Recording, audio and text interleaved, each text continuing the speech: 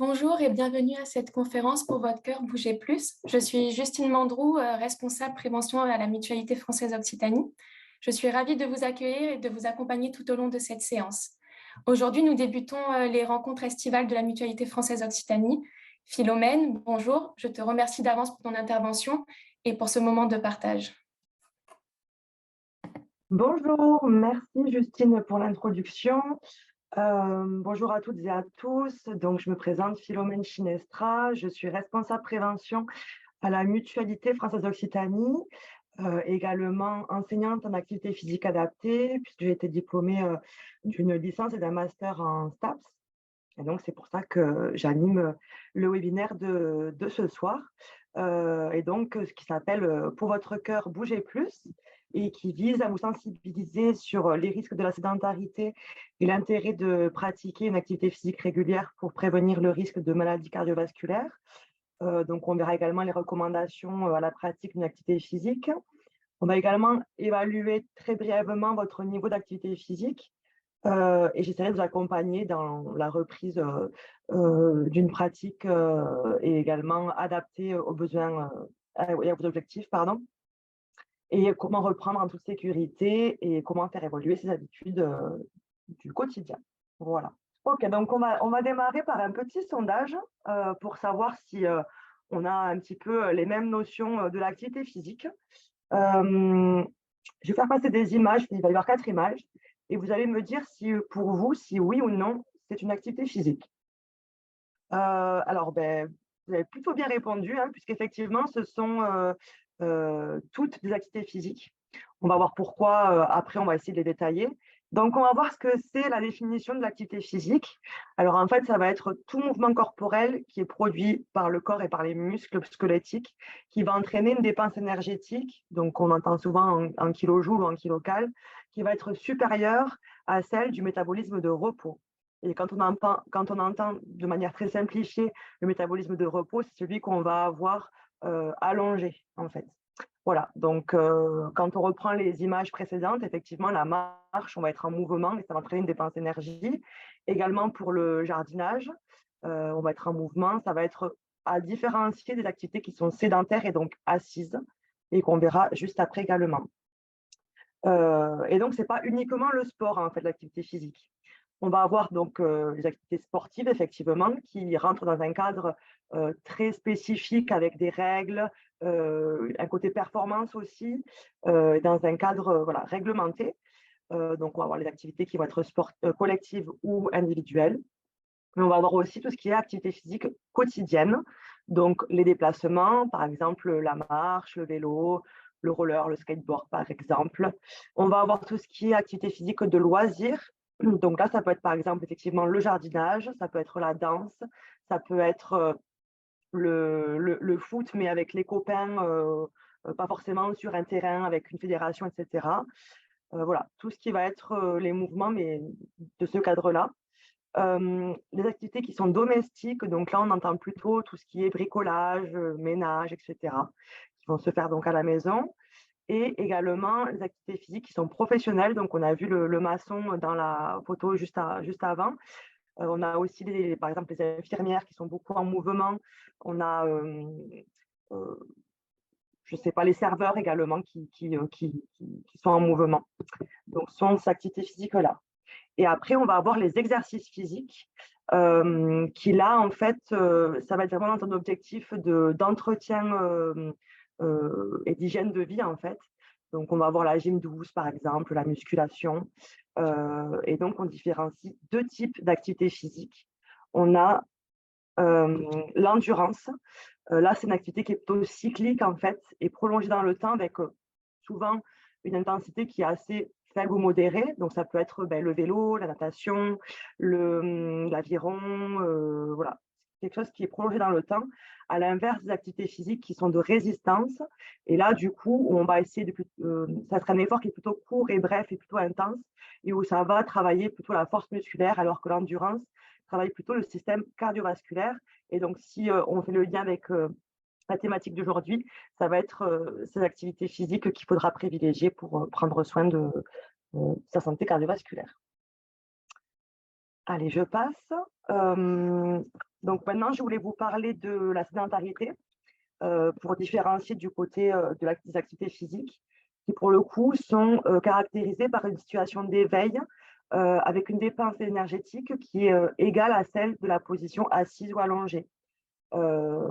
Et donc, on se rend compte que ça prend une grande partie de notre vie quotidienne, puisque voilà, comme le représentent les images, ça va être les transports motorisés comme la voiture, ça va être la télévision ou l'ordinateur, le fait de lire, le fait de prendre l'ascenseur, voilà, toutes les éléments de votre journée éveillée du coup, où on va être statique ou on ne va pas faire forcément de mouvement qui va entraîner une dépense énergétique.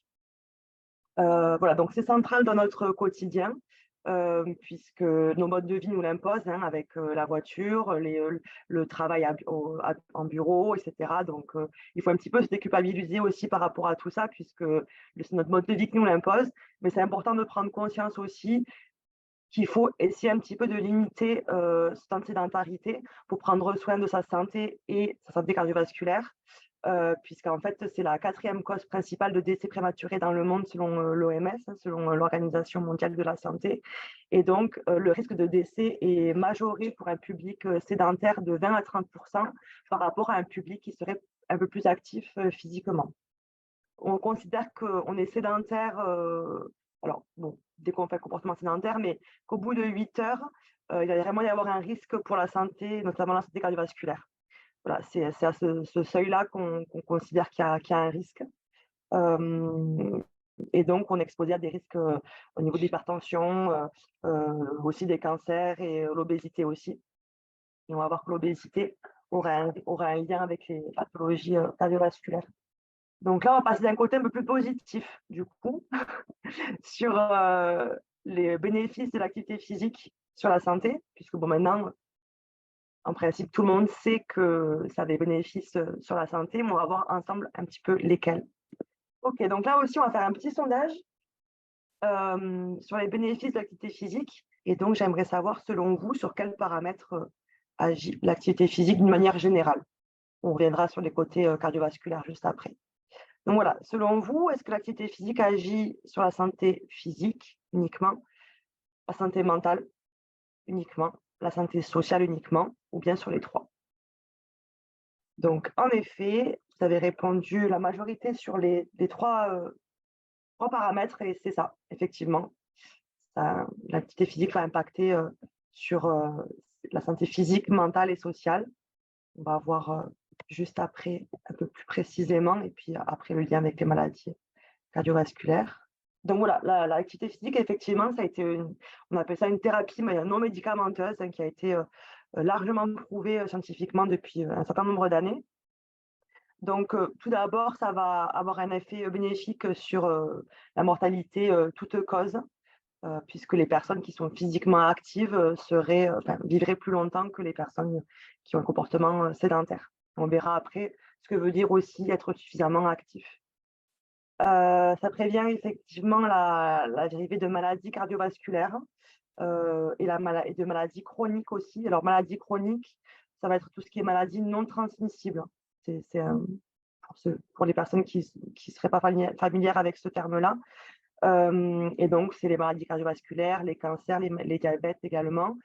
Et si on fait un focus un peu plus sur les maladies cardiovasculaires, l'activité physique, le cœur est un muscle, l'activité physique va permettre d'améliorer la contraction du muscle et donc de permettre une meilleure éjection du sang. Et ça va également permettre d'abaisser la fréquence cardiaque au repos, et ce qui indique aussi une meilleure santé. Également, l'activité physique va permettre de réduire l'hypertension avec une meilleure vasodilatation, voilà, des artères. Pour les personnes qui seraient déjà atteintes d'une maladie chronique, ça permet également de réduire le risque de récidive dans la maladie. Voilà.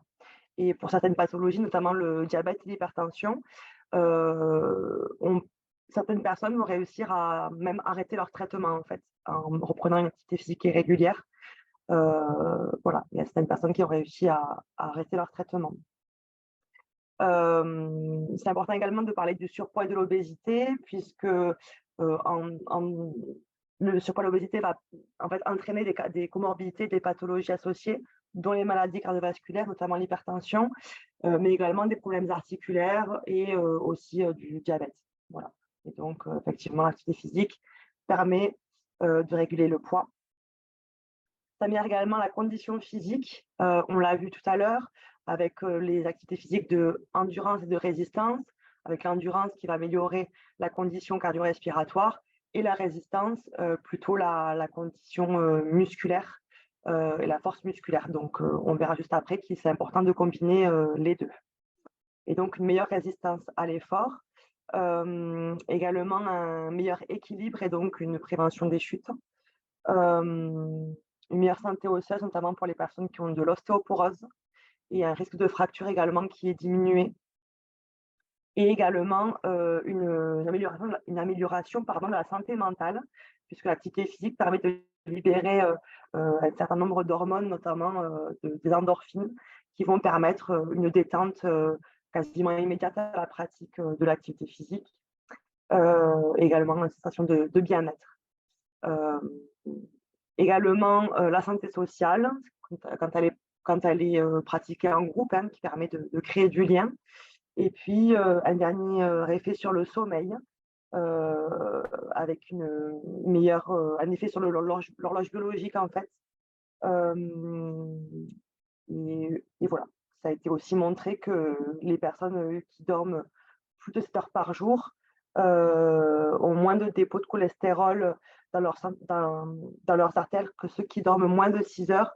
Donc, voilà, l'activité physique permet d'améliorer le sommeil et qui améliore la santé cardiovasculaire.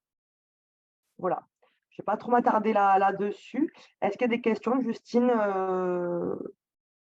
auxquelles je peux répondre maintenant? Alors, on a une question, c'était sur un conseil pour l'ostéoporose. Donc, si la marche était bénéfique pour Alors, l'arthrose. on va voir juste après, en fait, que alors, je ne vais pas répondre au cas par cas sur les pathologies que les personnes ont, puisque on verra juste après, en fait, que quand il y a une pathologie, le mieux déjà, c'est d'aller voir son médecin pour savoir ce qu'il préconise, parce qu'effectivement, il y a différentes activités physiques qui vont être contre-indiquées ou à l'inverse, qui vont être favorisées. Donc, je ne vais pas y répondre de suite, mais on verra juste après si on a un peu de temps pour des réponses plus spécifiques. Voilà, je voulais faire aussi donc un autre zoom sur les maladies du cœur. C'est la première cause de mortalité dans le monde, la deuxième chez l'homme et la première chez la femme, et la deuxième en France après les cancers. Les maladies les plus fréquentes sont les cardiopathies coronariennes, donc des pathologies des vaisseaux sanguins qui alimentent le muscle cardiaque, comme l'infarctus, et les maladies cérébrovasculaires, donc là plutôt des pathologies des vaisseaux qui alimentent le cerveau, comme l'AVC, l'accident vasculaire cérébral. Et donc, bon, l'AVC, c'est un blocage d'une artère qui empêche le sang de circuler. Ça peut être souvent par un dépôt de gras dans l'artère. Le risque de maladie coronarienne augmente après 35 ans. Et les principaux facteurs de risque vont être donc le tabac, l'alcool, le stress, le sel. Et pour le côté activité physique, le surpoids, donc on a vu juste tout à l'heure, et la sédentarité. Voilà. C'est vraiment les principaux facteurs de risque. Donc, l'importance de pratiquer une activité physique régulière. Et donc, l'activité physique permet de réduire de 30% le risque de maladies cardiovasculaires, mais si elle est pratiquée selon certaines recommandations qu'on va voir juste après. Et autre petit sondage, selon vous, quelle quantité d'activité physique il est recommandé de réaliser par semaine afin d'être en bonne santé et donc de permettre d'éviter ce risque cardiovasculaire dont on vient de parler tout à l'heure? Donc, selon vous, est-ce que c'est moins de 2 heures par semaine, entre 2 et 5 heures par semaine, ou plus de 5 heures par semaine? Je vous laisse répondre. Tout le monde a répondu. Donc, il y a une majorité entre 2 et 5 heures. Effectivement, c'est ça, c'est entre 2 et 5 heures. Donc, l'Organisation mondiale de la santé recommande au minimum entre 150 à 300 minutes par semaine d'activité physique à intensité modérée. On verra juste après ce que c'est qu'une intensité modérée, notamment en endurance. Et donc, ce qui correspond entre 2h30 et 5 heures par semaine. Voilà, l'endurance, c'est principalement par rapport aux maladies cardiovasculaires. Si je fais à chaque fois un focus sur ces pathologies-là, puisque c'est la thématique de ce soir. Et les bénéfices vont être proportionnels au temps passé à pratiquer. Donc, si vous faites plus que 300 minutes, hein, c'est super. Il faut continuer comme ça. Là, c'est vraiment des recommandations. Et si, à l'inverse, vous pratiquez une activité physique qui est d'intensité élevée, c'est super aussi, mais du coup, on peut réduire le nombre de minutes par semaine. Ça correspond à peu près à 30 minutes par jour, 5 fois par semaine. Souvent, on entend 30 minutes par jour de marche. Voilà, c'est des repères en fait simples aussi pour se souvenir. Dans ce quota-là, c'est 150 minutes minimum, il ne faut pas faire forcément les 2h30 d'un coup, hein, c'est pas forcément possible, mais on comptabilise uniquement les périodes de 10 minutes minimum d'activité physique.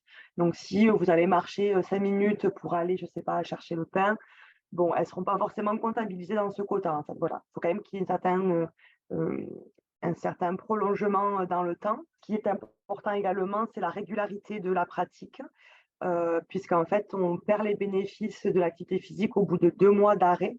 Donc, voilà, je vous apprends que ces recommandations-là, elles sont pour toutes et tous et pour toute la vie. Voilà. Forcément, après, adapté selon certains votre âge ou votre mode de vie, hein. Mais voilà, le fait de rester actif, c'est pour toute la vie. Et on entend aussi beaucoup qu'il faut faire 10 000 pas par jour. C'est un repère là aussi, qui vient d'une campagne marketing d'un podomètre en fait. C'était un chiffre rond, voilà, c'était un objectif à atteindre. 10 000 pas par jour, c'est quasiment 1h30 par jour, donc c'est quand même beaucoup. Il n'y a pas tout le monde qui peut se permettre de faire 1h30 de marche par jour.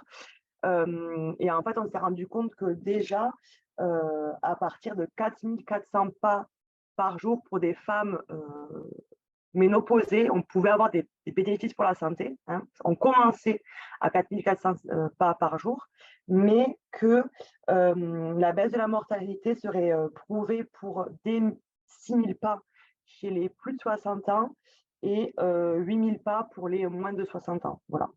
Donc, on est à moins de 10 000, mais on a quand même un nombre de pas assez important.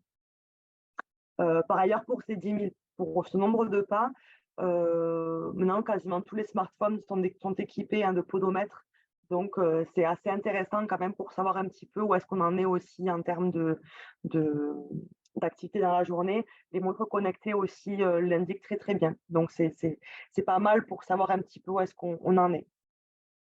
Et dans ces recommandations de l'OMS aussi, et c'est vraiment bien indiqué, ça va être, en plus de limiter ce temps de sédentarité, dont on a vu tout à l'heure, le temps assis, et donc se lever notamment toutes les 2 heures, faire quelques pas, s'étirer, boire un verre d'eau, rien que bouger. Voilà, vraiment couper ces temps assis, ça peut être au bureau ou sur un temps de trajet en voiture un peu long. C'est là où ça va être important de couper. Et parce que voilà, la sédentarité, comme on l'a vu, vraiment est un facteur de risque de maladies cardiovasculaires. Et donc, on va voir juste après qu'est-ce que veut dire une activité physique qui est modérée ou élevée ou faible. D'ailleurs, je veux vraiment insister sur un point. Effectivement, dans ce quota, on compte l'intensité modérée, mais ne vous dites surtout pas qu'une activité physique qui serait d'intensité faible ne sert à rien, vraiment. Ce n'est pas le cas, hein, bien sûr. Toute activité physique aura un bénéfice sur la santé.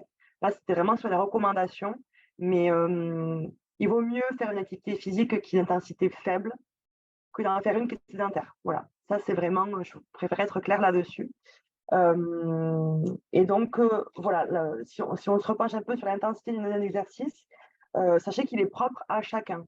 Une intensité qui est élevée pour un sportif de haut niveau, par exemple qui fait de la course à pied ne sera pas forcément le même qu'une personne qui a 80 ans. En fait, voilà, ils n'auront pas le même ressenti, en fait, si vous voulez.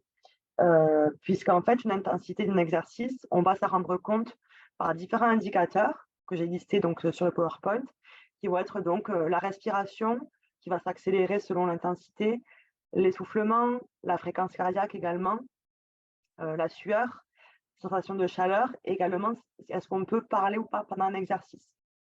Et on peut également savoir sur une échelle graduée de 1 à 10 où est-ce qu'on se situe. Donc, l'intensité qui est modérée et donc qu'on demande dans les recommandations qu'on a vues juste précédemment, elle se situe entre 5 et 6. Donc, elle est légèrement fatigante, la respiration s'accélère et on peut parler, mais en faisant quelques pauses. Par contre, on ne peut pas chanter. Voilà.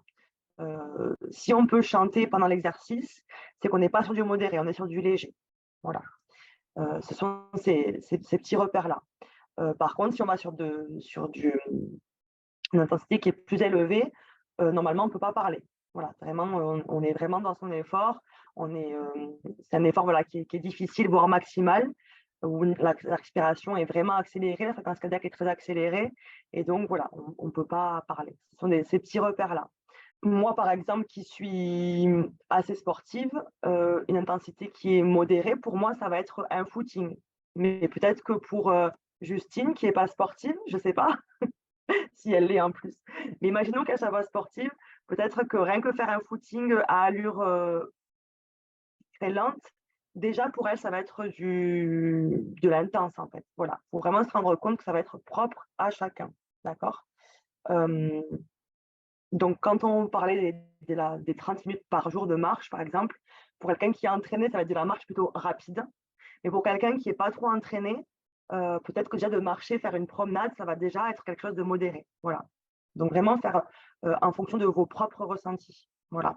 Et aussi, je voulais faire un dernier retour en arrière, mais je vous le dis comme ça.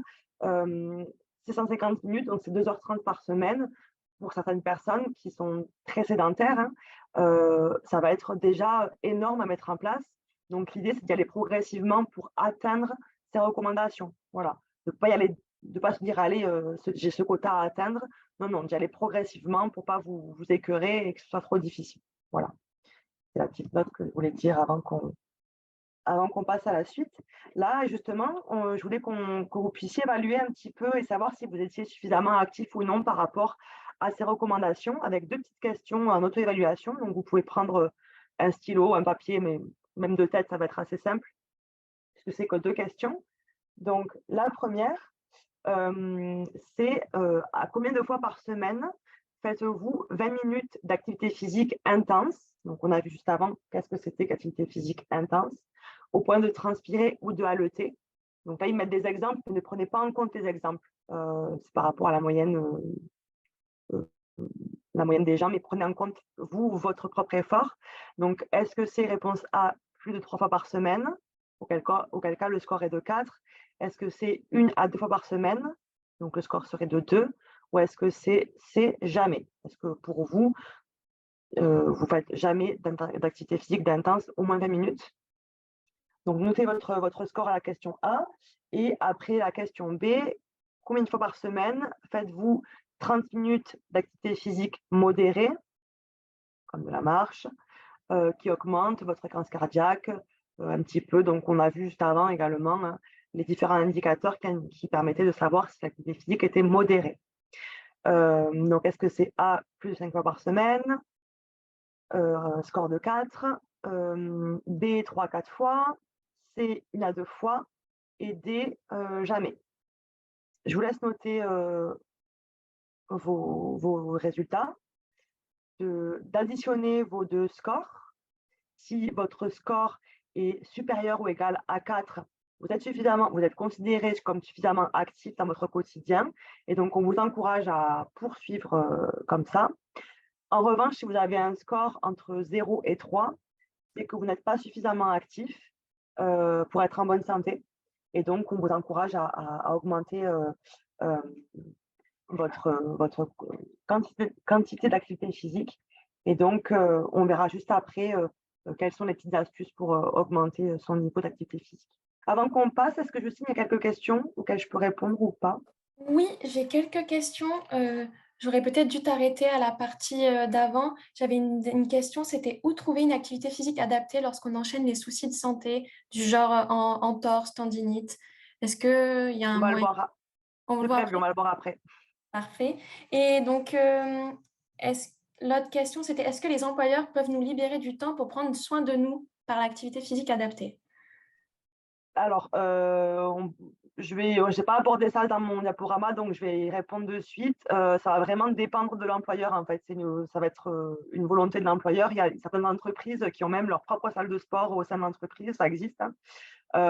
Mais ça dépend vraiment de la volonté de l'employeur. Ça, c'est au cas par cas. Ça vaut le coup de lui demander peut-être.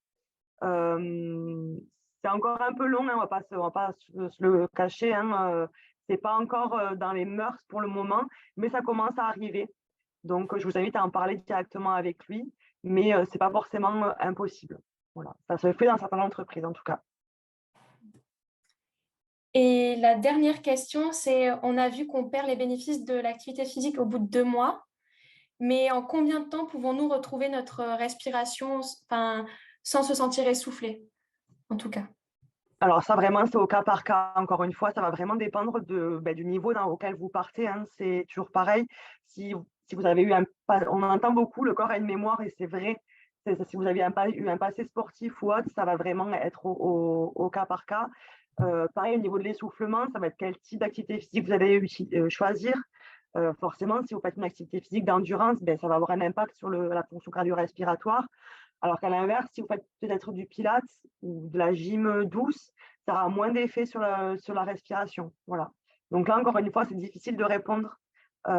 Et puis, il n'y a pas vraiment enfin, à ma connaissance, je ne connais pas de chiffres exacts. Je suis désolée, je ne veux pas voter en touche comme ça, mais ça va vraiment dépendre. Il y a pas de norme à ce niveau-là.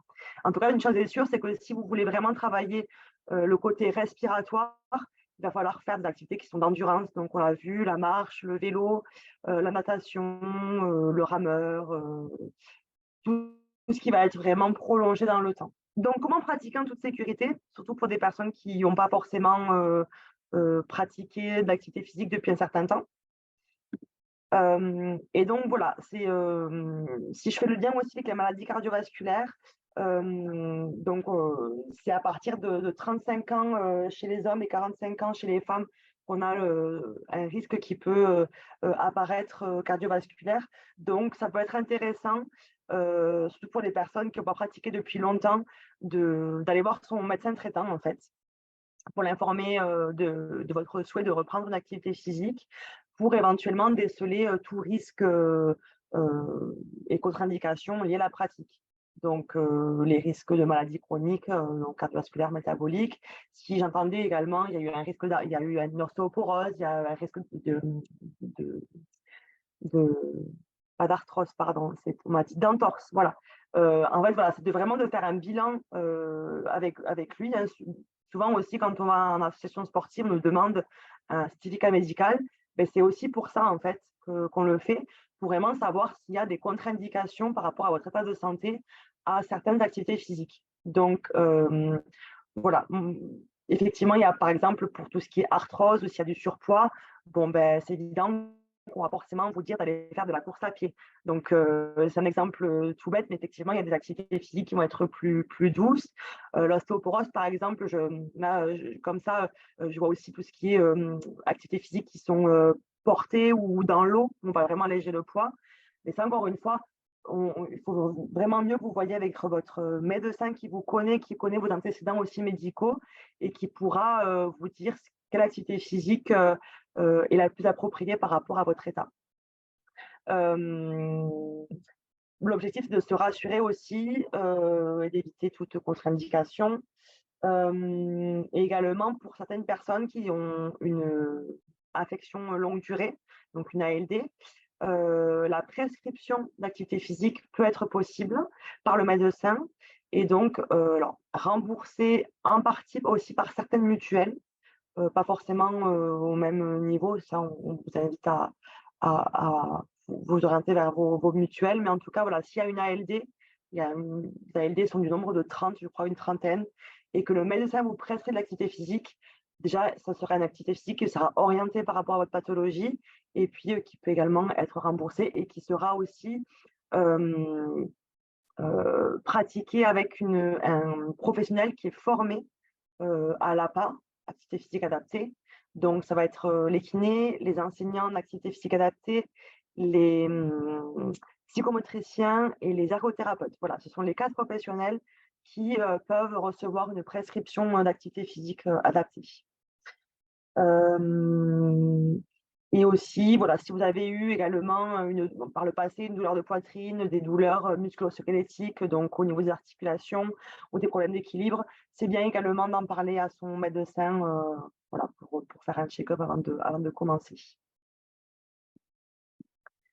Au moment de débuter la pratique d'activité physique, c'est très important de respecter une progressivité dans la pratique, puisqu'effectivement, on entend que des fois, un effort trop important peut causer des risques au niveau cardiaque. Ça peut être vrai, mais si l'activité elle a été brutale, très intense d'un coup, voilà. Effectivement, il peut y avoir un risque si ça a été fait pas de manière adaptée. Par exemple, vous êtes quelqu'un de très sédentaire et puis d'un coup, vous devez courir pour aller rattraper votre train, vous êtes chargé, etc. Bon, mais là, oui, il y a un risque de, malade, un risque cardiaque parce que ça n'a pas été fait progressivement. D'où l'importance de l'échauffement. Donc, à peu près 5 à 10 minutes, c'est une élévation progressive de la fréquence cardiaque, le fait de se mettre en mouvement. Et de la progressivité à l'intensité également.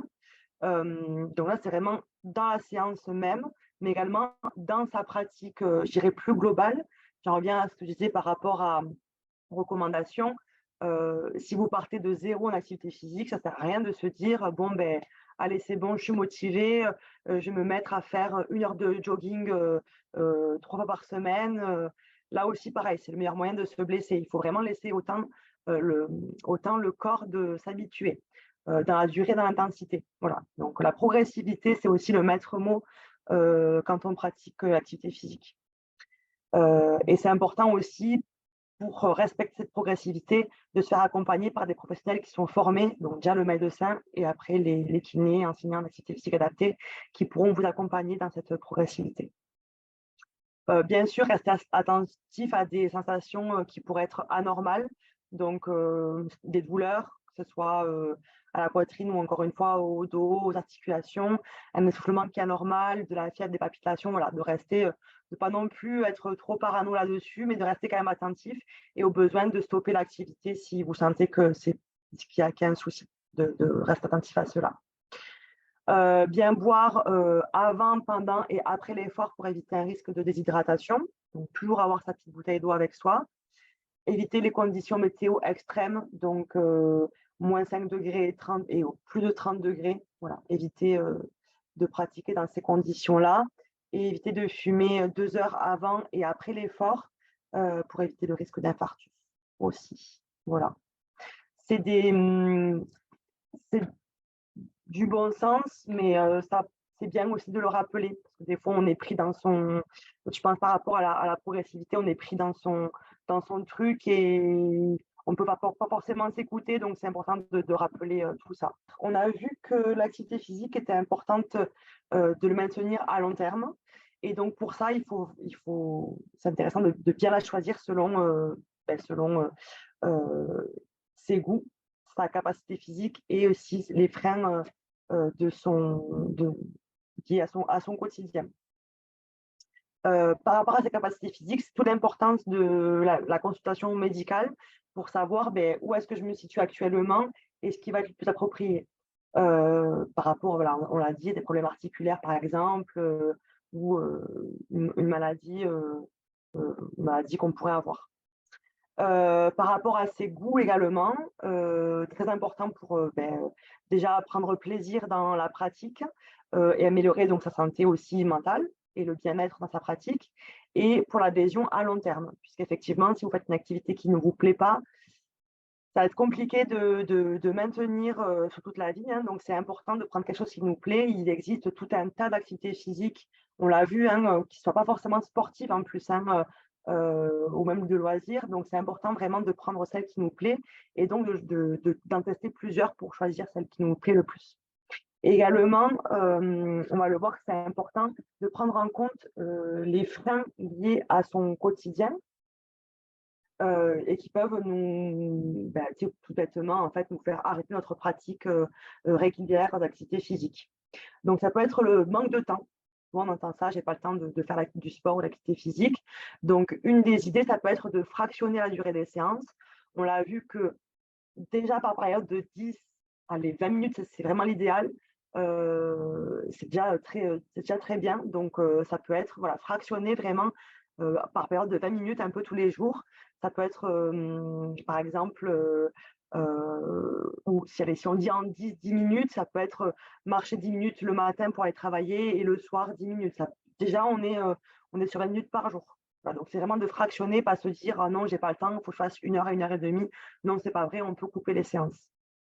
Privilégier certains moments aussi, le week-end ou les périodes de congé qui seront plus propices pour pratiquer, même si l'idéal serait d'en faire un petit peu tous les jours. Mais voilà, privilégier ces moments-là, c'est un peu plus disponible.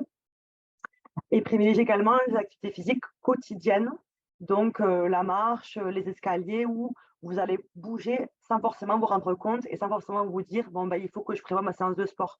Non, je peux aussi bouger dans mon quotidien sans forcément m'en rendre compte. On entend aussi ben non, je ne fais pas d'activité parce que je suis trop fatiguée. Souvent, c'est parce qu'il y a un lien avec une pathologie. Donc là, c'est encore une fois important de se faire accompagner par des professionnels qui sont formés. On l'a vu plusieurs fois déjà. Et respecter aussi la progressivité dans la fatigue, dans la pratique.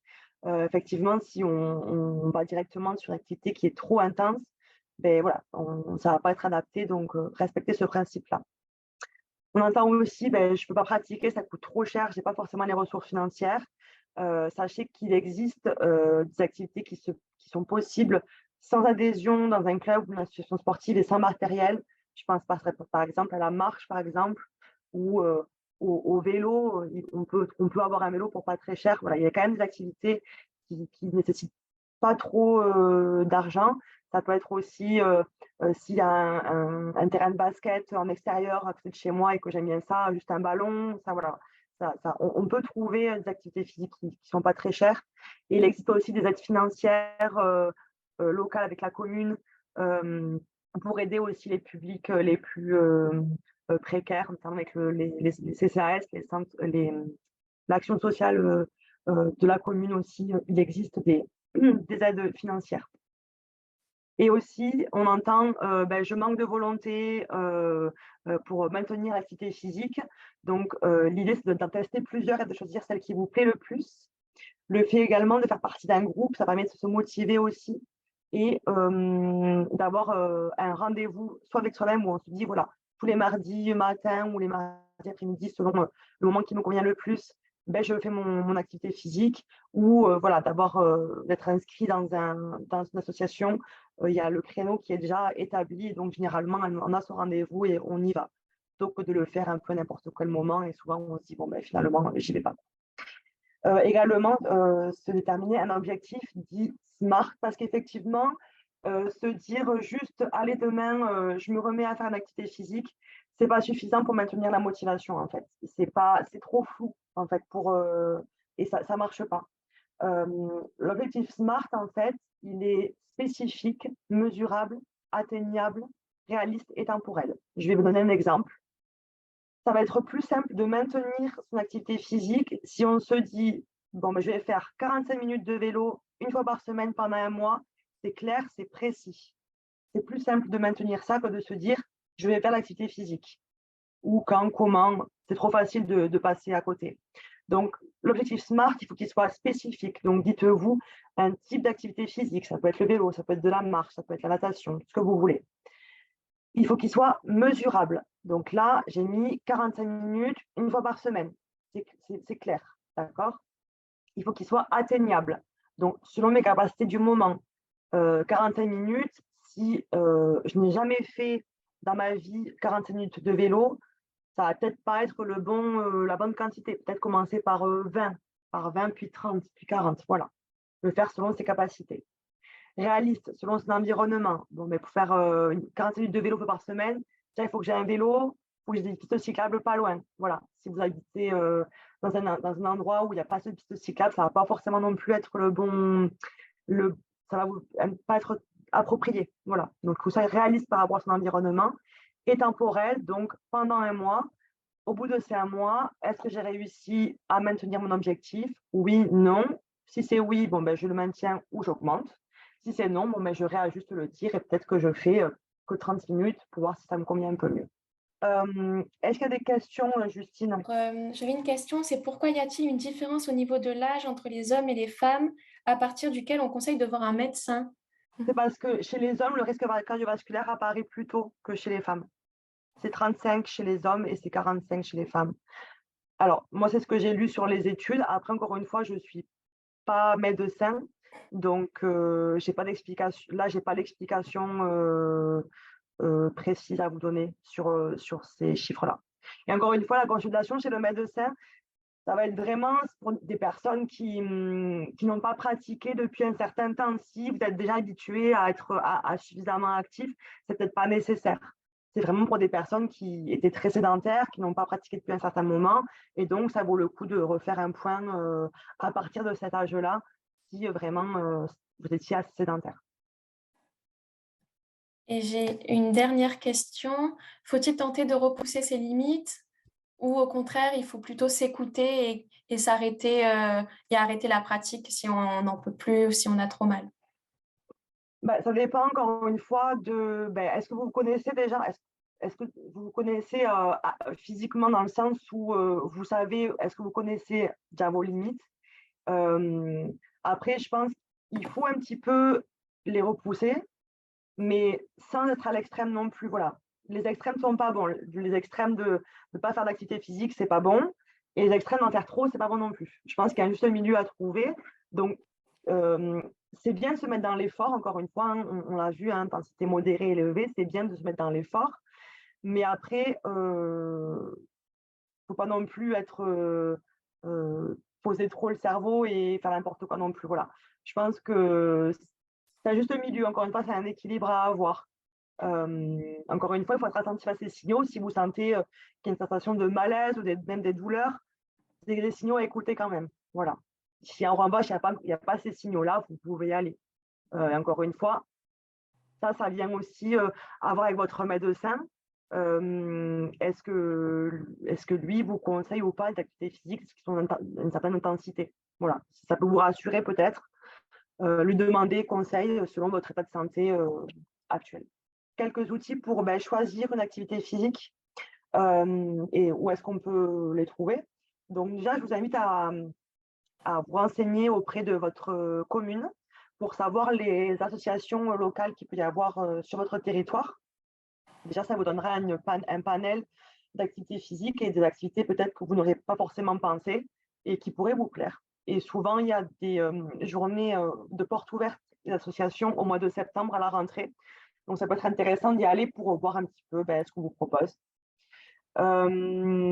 Également, voilà, toujours au niveau de la mairie ou des offices de tourisme, ils peuvent vous donner également des cartes de promenade, des voies vertes, des parcours santé, là également où est-ce qu'il y a des terrains de sport ou des piscines, voilà, pour savoir un petit peu ce qu'il y a à votre territoire, pour aussi éviter le frein, on l'a dit, hein, le frein de se déplacer trop loin. On peut avoir la flemme de se dire il faut que je prenne la voiture, j'ai une demi-heure de voiture pour aller faire ma gym ou autre. Voilà, peut-être que déjà sur votre territoire, il y a quelque chose pas loin qui peut vous intéresser. Il y a également le catalogue Manger Bouger. J'ai mis le lien juste ici, où vous pouvez en fait, selon certains critères, sélectionner, par exemple, si vous préférez faire une activité physique plutôt en intérieur ou en extérieur, plutôt en groupe ou seul, plutôt qui va travailler l'équilibre ou le renforcement ou le cardiovasculaire. Et en fait, par ces filtres, ils vont vous sortir une liste d'activités physiques qui pourraient correspondre à vos besoins et vos envies. Voilà, ça peut être aussi une idée. Et je vous ai également proposé quelques chaînes de vidéos YouTube d'enseignants en activité physique adaptée, donc Ciel Bleu, Été Indien et Gouv, puisqu'on peut trouver un peu n'importe quoi des fois sur Internet, de vidéos d'activité physique ou de gym. Donc ces trois-là sont plutôt, voilà, plutôt intéressants, en sachant que l'inconvénient de la vidéo, c'est qu'on ne vous corrige pas forcément et qu'on ne prend pas forcément non plus en compte votre niveau d'activité physique. Donc, ça peut être bien pour dépanner ou si vous connaissez bien, mais si vous avez une pathologie ou que vous voulez vraiment une prise en charge qui est spécifique, je ne vous conseille pas du tout les vidéos. Voilà. Et justement, pour les prises en charge qui sont spécifiques, parce qu'il y a une pathologie, une ALD, etc., on l'a vu, je vous ai mis le site Occitanie Sport Santé. Vous allez avoir toutes les structures qui ont un label Sport Santé. Notamment, vous y retrouverez les maisons Sport Santé. J'ai également mis l'annuaire des enseignants en activité physique adaptée pour des personnes qui souhaiteraient faire des séances d'activité physique plutôt en individuel, du coup, où là, on vient chez vous. L'association Ciel Bleu également, qui sont des enseignants d'activité physique adaptée, peuvent vous proposer des séances. Et après, j'ai également mis le site des clubs handisport pour les handicaps moteurs et les fédérations françaises du sport adapté. Donc là, c'est plutôt pour un handicap mental ou psychique. Donc là, c'était vraiment pour les personnes qui ont un besoin spécifique. Du Est-ce qu'il y coup, a d'autres questions? oui, je vais te poser la dernière question avant de clôturer. Vas-y. Alors, on me demande si la gym douce est-elle considérée comme une activité physique modérée? Alors, encore une fois, modéré, ça va dépendre de vous, en fait. Parce que peut-être que pour moi, la gym douce, ça va être une intensité faible, parce que je suis habituée à faire une activité physique qui est assez dynamique. Mais peut-être pour quelqu'un qui est très sédentaire, la gym douce, ça va déjà être du modéré. Vraiment, il faut le faire par rapport à vous. Si pendant cette activité physique, vous sentez que vous êtes un peu essoufflé, vous sentez l'effort, hein, et que sur une échelle de 1 à 10, vous êtes à 5-6, ben c'est très bien, c'est modéré, il n'y a pas de souci. Ça va vraiment dépendre de vous. Voilà. Mais après, la gym douce, c'est très bien si ça vous plaît et que vous avez un bon groupe, etc. Continuez. Et encore une fois, effectivement, dans les recommandations, on a abordé l'intensité modérée. Mais même si c'est de l'intensité qui est faible et que vous vous régalez là-dedans, et bien, poursuivez. Voilà, poursuivez parce que l'important vraiment, hein, et ça me fait aborder la diapositive de conclusion, l'important, c'est de continuer sur du long terme, de le faire régulièrement aussi, hein, de ne pas le faire une fois par mois, voilà, et de commencer le truc. De prendre du plaisir, hein, c'est le point numéro 3. Si je reprends le point numéro 2, donc de trouver toutes les occasions pour bouger. Donc voilà, les escaliers, se lever toutes les 2 heures, pourquoi pas marcher quand vous téléphonez, promener le chien plus souvent, jouer avec vos enfants plus souvent. Voilà, toutes les occasions sont bonnes pour jouer. Augmenter progressivement sa pratique selon d'où on part, hein, ne pas y aller trop violemment. Adapter son activité en fonction de sa santé, de son emploi du temps et de son environnement. Donc, on l'a vu aussi par rapport aux freins. Rester motivé, donc voilà, de trouver quelque chose qui vous plaît et d'être en groupe aussi, ça permet de rester motivé et de limiter les freins qu'on a vus tout à l'heure. Se lever régulièrement, donc vraiment couper au maximum cette sédentarité, puisque vous y penserez juste après, mais vous vous rendrez compte qu'on est très, très, très souvent assis.